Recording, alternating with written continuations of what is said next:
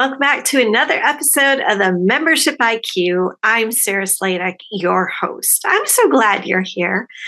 It is the time of year when the weather begins to change. And how do you respond to change?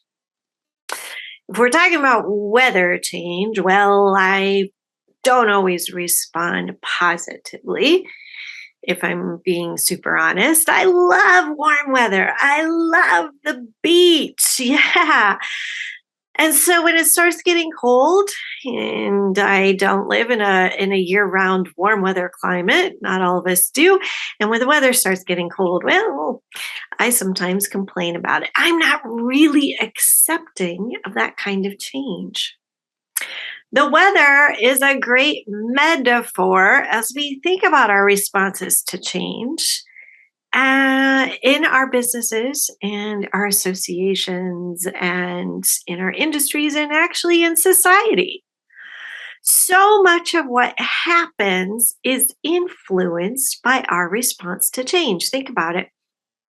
If we don't have the right attitude towards change, things slow down and take a lot of time to implement. So, as we talk about this, I'm going to start getting dressed for a weather change as I talk about this on video because I do think it's a great metaphor. Think about, let's use snow as an example. Oh my gosh, it's snowing, right? Some of us, not all of us, some of us don't like snow. So how do we respond when that begins to happen? Oh my gosh, it's snowing. Can you believe it? Oh, I had plans to go out today and it's snowing so much I don't know. The roads are going to be bad. Oh, why does it always have to snow when it's time for me to go out and do something?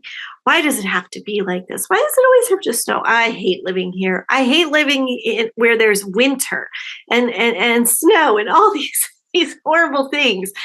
And I wish it was nice and sunny out and not snowing.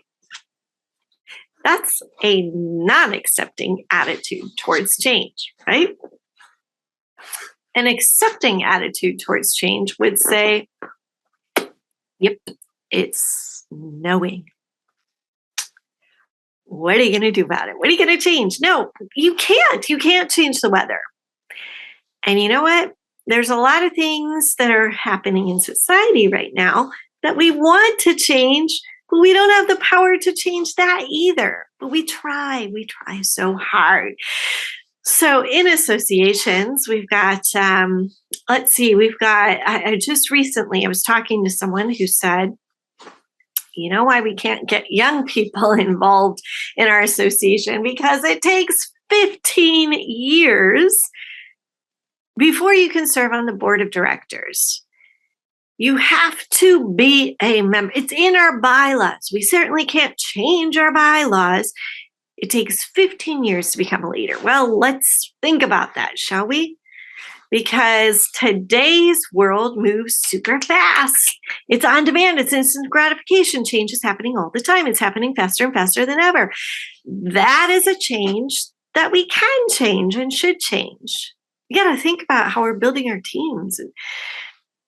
It's not just snow. It's not something that's just going to melt and go away.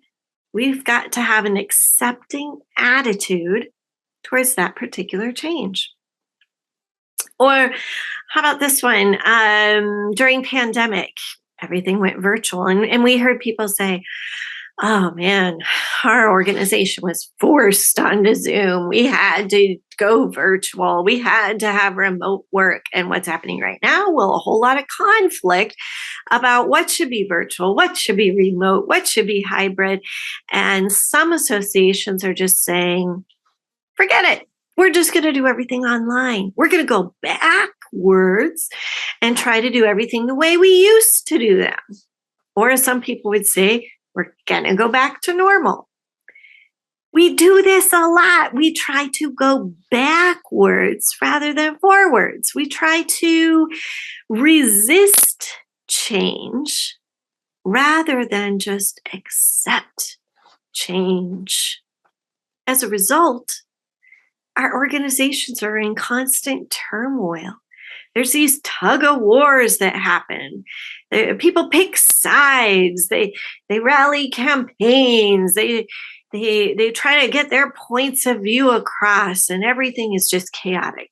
And it's not a healthy, happy environment at all.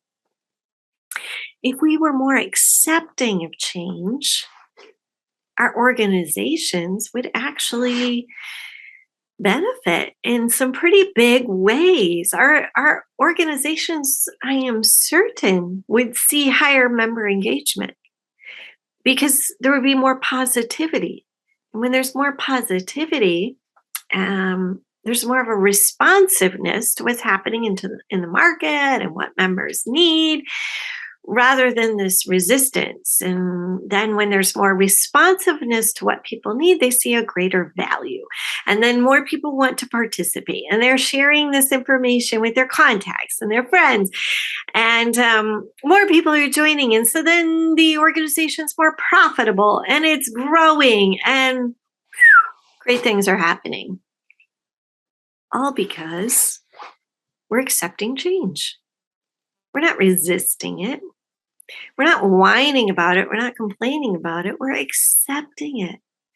We're understanding that nothing is the same anymore. What worked in the past isn't working anymore. Associations have to evolve.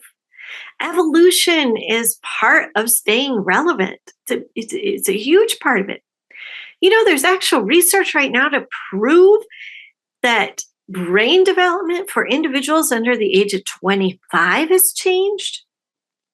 I mean, are we going to try to totally deny and resist those types of changes? Are we going to insist that that's not happening? Or are we going to accept that it's happening and seek to better understand, and seek to relationship build, and seek to inform ourselves, and seek to build whatever it is that we need to build to be relevant, not only for here and now, but for generations to come? Associations tend to be really stuck in their ways. They're stuck trying to change the weather. But at some point, you got to say, I can't change the weather. So let us know. Let's get out there. Let's make something happen. Let's accept that change is here. It's here to stay. That change is the only constant really in life. And that we're actually better and more relevant and more capable of opportunities and growth when we do change. So my challenge to you, start accepting change. Don't resist it. Look for areas in your association where change continues to be a hurdle and where it's holding your organization back. And flip that around and say, what would happen if we stopped resisting and started accepting change? This is the Membership IQ, and now you're a little smarter about membership. I'm Sarah Sladek, your host. Thanks for tuning in.